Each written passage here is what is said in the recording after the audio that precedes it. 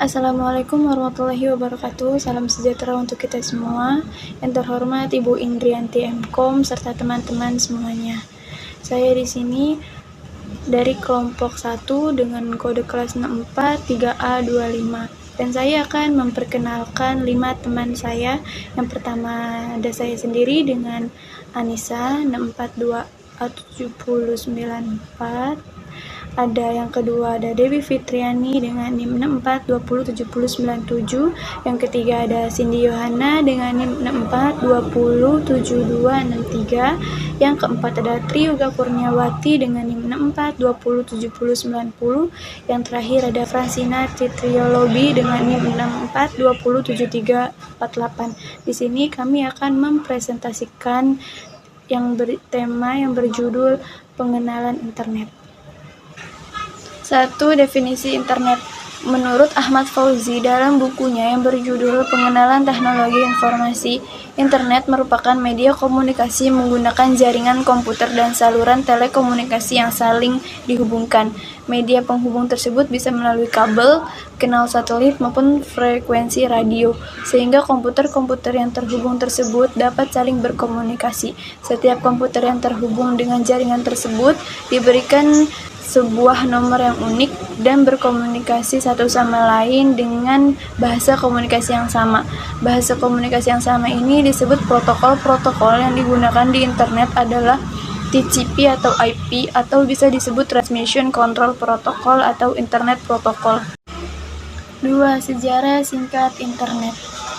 Berasal dari ARPANET, suatu proyek yang dimulai dari Departemen Pertahanan Amerika Serikat pada tahun 1969, suatu percobaan dalam reliable networking atau jaringan secara terpercaya untuk menghubungkan antara DoD dengan kontraktor penelitian militer, termasuk sejumlah besar universitas yang melakukan penelitian dengan dana militer.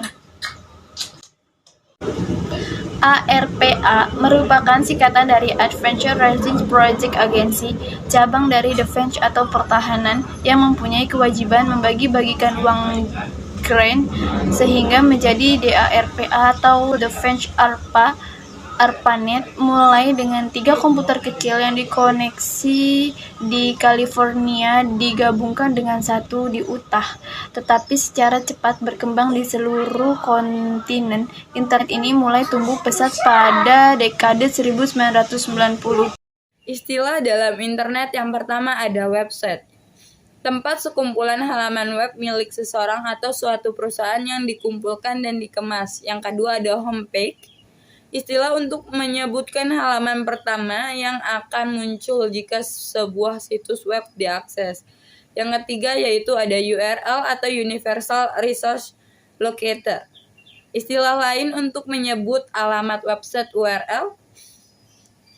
Ini berfungsi membawa Anda ke sebuah website yang lebih spesifik yang akan dituju. Biasanya Anda akan diminta mengetikkan alamat ini di bagian address bar yang ada di browser. Contohnya http://www.yahoo.com. Yang keempat yaitu protokol, suatu mekanisme yang sudah distandarkan untuk mentransfer atau manipulasi data. Yang kelima yaitu HTTP atau Hypertext Transfer Protocol, suatu protokol internet yang digunakan oleh www. Yang keenam yaitu host, alat yang memiliki internet protokol atau IP, address di suatu network, atau TCP atau IP atau internet. Yang ketujuh yaitu Hypertext Markup Language atau HTML, suatu bahasa yang menggunakan tanda-tanda tertentu atau tag untuk menyatakan kode-kode yang harus ditafsir oleh browser agar halaman tersebut dapat ditampilkan secara besar. Selanjutnya itu kegunaan internet. Kegunaan internet diantaranya ada informasi yang didapatkan lebih cepat dan lebih mudah, mengurangi biaya kertas dan pemasaran sebagai media promosi, pengenalan dan pemesanan produk. Lalu komunikasi interaktif sebagai alat penelitian dan pembangunan dan pertukaran data. Selanjutnya yaitu mengenal alamat IP atau Internet Protocol. Alamat IP adalah label numerik yang didapatkan untuk setiap perangkat yang terhubung ke jaringan komputer yang menggunakan protokol internet untuk komunikasi, berupa susunan angka ABCD dengan masing-masing ABCD berupa sebuah bilangan 0 sampai dengan 255. Alamat IP dapat juga dengan melalui nama domain, seperti contohnya bsi.ac.id. 4. Komponen layanan internet. 1. Surat elektronik atau email merupakan salah satu fasilitas internet yang memungkinkan seseorang mengirim dan menerima surat secara elektronik. Email banyak digunakan dengan alasan mudah dalam pengiriman dan cepat dalam penyampaian. Isi email. 1. Menanyakan alamat email yang dituju. 2. Sisi singkatan dari karbon copy menyatakan alamat email orang lain yang mendapat tembusan surat. 3. BCC singkatan dari blind carbon copy menyatakan orang-orang yang mendapatkan tembusan tetapi disebut dalam tidak mengetahui bahwa alamat email ditembuskan ke orang lain. 4. Subjek menyatakan inti dari surat. 2. Newsgroup mirip dengan mailing list, merupakan aplikasi internet yang berupa buletin elektronik board, yaitu grup-grup diskusi lewat internet. 3. Mailing list adalah perkembangan dari email. Seseorang yang sudah mempunyai email dapat berlangganan atau member berita-berita, newsletter, ataupun informasi-informasi lain dari suatu topik yang tertentu, atau sebagai wadah bergabung kelompok atau grup orang-orang dengan topik yang tertentu, atau kemasan minat atau hobi. Pekerjaan mirip dengan komunikasi sahabat pena zaman dulu. Saat ini mailing list atau sering disebut milis jadi wadah komunikasi via email antara member satu sama lainnya. Untuk menjadi member dalam satu komunikasi pada mailing list, kita harus mendaftarkan email kita kepada seseorang moderator milis supaya dicatat dan bergabung menjadi member di grup tersebut. Contoh: 1. Milis komunikasi dosen di Indonesia di dosen@yahoo.group.com. 2. Milis komunikasi orang-orang manajemen Indonesia di manajer-indonesia@yahoo.group.com. 4. Telnet adalah fasilitas yang memungkinkan seseorang dapat menghubungkan diri ke komputer lain yang berjarak jauh. Jadi, telnet memungkinkan PC kita menjadi terminal untuk mengakses komputer tersebut. 5. File Transfer Protocol atau FTP adalah suatu aplikasi yang memungkinkan pengguna atau user internet dapat mengambil data atau download di situs-situs website dalam bentuk gambar, foto, suara, artikel, tulisan, aplikasi-aplikasi utility, dan sebagainya ke komputer user ataupun sebaliknya atau update. Contoh aplikasi yang memungkinkan untuk download dan upload data di internet. 1. Mozilla Firefox. 2. Internet Explorer. 3. Opera dan lainnya. Talk Chatbot adalah aplikasi yang memungkinkan pengguna atau user internet secara langsung dapat melakukan komunikasi secara interaktif dua arah antara satu komputer satu dengan komputer lainnya. Contoh aplikasi utility untuk talk chat: 1. Yahoo Messenger atau www.yahoo.com. 2. Mirch atau www.mirch.net. 3. MSN Messenger atau www.ms.n www.hotmail.net. 4. Hotmail Messenger atau www.hotmail.com. Selanjutnya yang ketujuh ada World Wide Web atau WWW adalah salah satu aplikasi internet yang sangat populer digunakan saat ini. Sering disebut the web atau website, awalnya dikembangkan pada tahun 1950 di CERN, Laboratorium Fisika Partikel di Swiss. Dua hal kelebihan dari WWW atau website. Yang pertama, informasi dapat ditampilkan dalam bentuk multimedia interaktif seperti gambar, suara, di samping tulisan teks dan umumnya friendly user. Dan yang kedua, aplikasi WWW ini kadang disebut the killer application atau the world is at your fingertip. Karena kita bisa mendapatkan informasi dengan mudah, bukan sekedar teks, bahkan gambar maupun multimedia. Dalam aplikasi ini, banyak kemudahan yang dapat dilakukan seperti memesan atau membeli suatu barang secara online, mendaftar secara online, multimedia, dan lain sebagainya.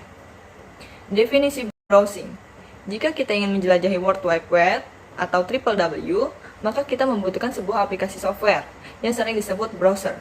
Ada beberapa browser yang biasa digunakan, yaitu Netscape Navigator atau Netscape Communicator, Internet Explorer, Opera, dan Spray Mosaic. Browser digunakan untuk mencari informasi di internet atau untuk menelusuri website dari seluruh jaringan internet di seluruh dunia. Untuk mencari informasi atau menelusuri website, kita dapat langsung menuju pada alamat website yang dituju atau dengan mesin pencari atau search engine. Website dan web hosting. Yang pertama, website atau situs adalah sebuah lokasi di internet yang memiliki akses ke semua pengguna internet dan dapat saling bertukar dokumen dengan cara menghubungkan satu sama lain dalam suatu jaringan yang saling terhubung melalui jaringan komunikasi seperti kabel telepon. Yang kedua ada web hosting, adalah tempat seseorang bisa menyimpan data atau dokumen di sebuah web server dan data atau dokumen ini terhubung langsung dengan internet dengan harapan dapat diakses oleh orang lain. Selanjutnya search engine atau mesin pencari elektronik adalah aplikasi yang terdapat situs-situs milik perusahaan besar yang memungkinkan kita dapat memperoleh informasi yang lebih luas dan banyak. Saat ini ratusan ribu situs-situs website di dunia internet dengan berbagai macam ragam yang tidak mungkin ditemukan secara manual. Situs-situs yang menyediakan fasilitas search engine ialah yang pertama ada www.yahoo.com dan yang kedua ada www.google.com. Cara menggunakan search engine. Karena banyaknya situs-situs internet membuat kita kesulitan mencari informasi yang diperlukan. Untuk itulah, fungsi search engine sangat berguna karena dapat mencari informasi yang kita butuhkan secara tepat. Misalnya kita ingin mencari informasi tentang BSI namun kita tidak tahu situsnya. Maka kita kunjungi www atau www.google.com dan pada search engine-nya kita ketikkan kata kunci BSI. Maka semua informasi tentang BSI, baik gambar, tulisan, suara akan ditampilkan. 10 hak dan prinsip internet. 1. Universal dan kesetaraan. Semua manusia terlahir bebas dan setara dalam harga diri dan hak yang harus dihargai, dilindungi, dan dipenuhi dalam lingkungan daring. 2. Hak dan keadilan sosial. Internet merupakan ruang bagi penggalakan, perlindungan, dan pemenuhan hak asasi manusia dan kemajuan keadilan sosial. Semua orang memiliki tugas untuk menghargai hak asasi manusia lain di lingkungan daring. 3. Aksesibilitas. Semua orang memiliki hak yang sama untuk mengakses dan menggunakan internet yang aman dan terbuka. 4. Ekspresi dan berasosiasi. Semua orang berhak mencari, menerima, dan menyampaikan informasi secara bebas di internet tanpa penyensoran atau campur tangan lainnya. Semua orang juga berhak untuk berkumpul secara bebas melalui dan di internet demi tujuan sosial, politik, budaya, dan atau lainnya. 5. Privasi dan perlindungan. Data semua orang memiliki hak terhadap privasi daring. Hal ini termaksud kebebasan dari pengintaian, hak untuk menggunakan enkripsi, dan hak untuk daring secara anonim. Semua orang juga memiliki hak terhadap perlindungan data, termaksud kendala atas pengumpulan data pribadi, penyimpanan, pengelolaan, penghilangan, dan penyingkapan. 6. Kehidupan, kebebasan, dan keamanan. Hak untuk hidup, kebebasan, dan keamanan harus dihargai, dilindungi, dan dipenuhi secara daring. Hak tersebut tidak boleh dilanggar atau digunakan untuk melanggar hak lainnya dalam lingkungan daring. 7. Keberagaman. Keberagaman budaya dan linguistik di internet harus digalakkan, dan inovasi teknis serta kebijakan harus didorong untuk memudahkan kemajemukan ekspresi. 8. Kesetaraan jaringan. Semua orang akan memiliki akses universal dan terbuka ke konten internet, bebas dari perbuatan prioritas dan diskriminatif, penyaringan atau kendali lalu lintas dengan alasan komersial, politik, dan lainnya. 9. Standar dan peraturan. Arsitektur internet, sistem komunikasi dan dokumen, serta format data akan berdasarkan standar terbuka yang memastikan interoperabilitas lengkap, pencantuman dan kesempatan yang sama untuk semuanya. 10. Tata kelola. Hak asasi manusia dan keadilan sosial harus membentuk dasar hukum dan normatif yang internet beroperasi dan dikelola. Hal ini akan terjadi dengan cara transparan dan multilateral berdasarkan prinsip keterbukaan, pencantuman, partisipasi, dan pertanggungjawaban. Sekian dari presentasi kami kelompok 1, kurang lebihnya mohon maaf bila ada salah-salah kata atau penyampaian materi yang kurang tepat. Terima kasih. Wassalamualaikum warahmatullahi wabarakatuh.